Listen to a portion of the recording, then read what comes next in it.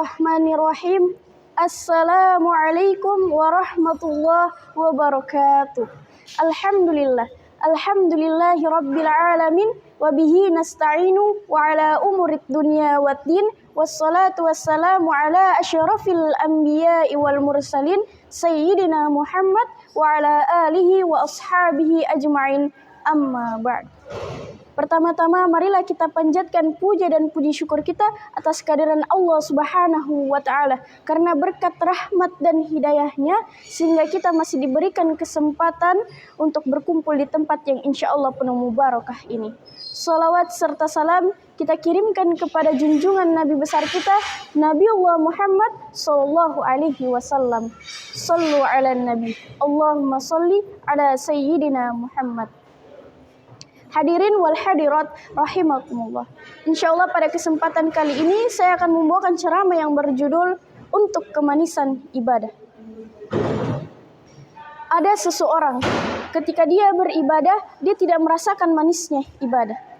Ada seseorang ketika dia sholat, setiap harinya dia sholat tanpa meninggalkan satu sholat pun, tetapi dia tidak merasa khusyuk di dalamnya.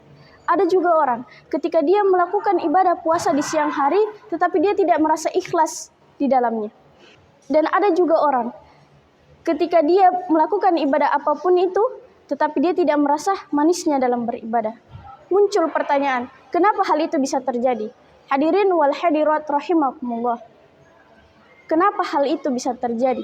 Di dalam kitab Minhajul Abidin karangan Imam Al-Ghazali, di dalam kitab tersebut dikemukakan bahwa hal itu bisa terjadi karena buruknya berbuat dosa dan meninggalkan taubat.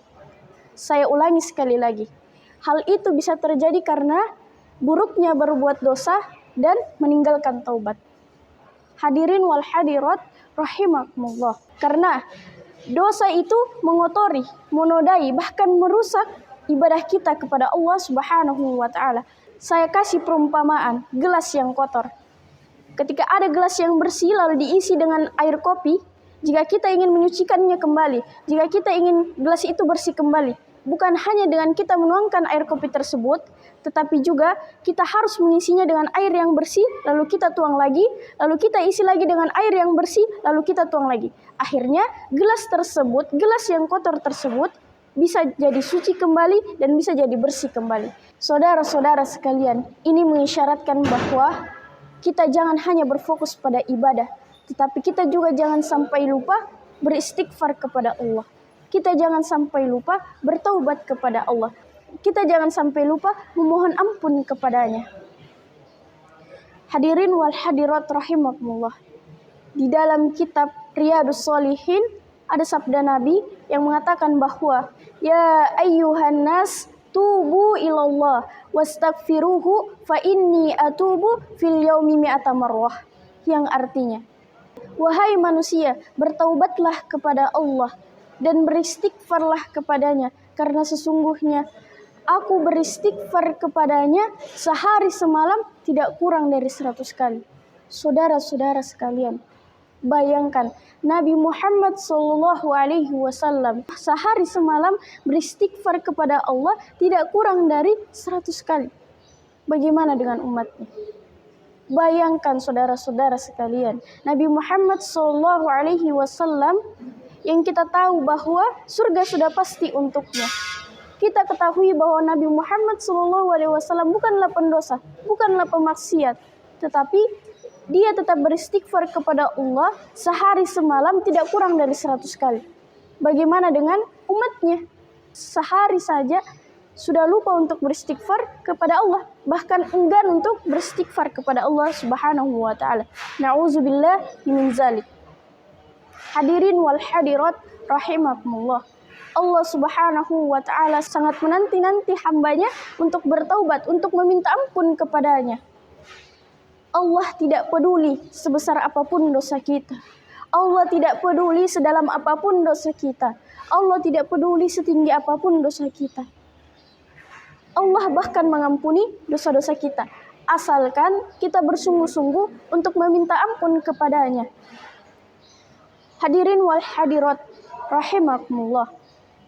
Allah berfirman di dalam surah An-Najm ayat 32 yang berbunyi, A'udzu billahi minasyaitonir rajim. Bismillahirrahmanirrahim.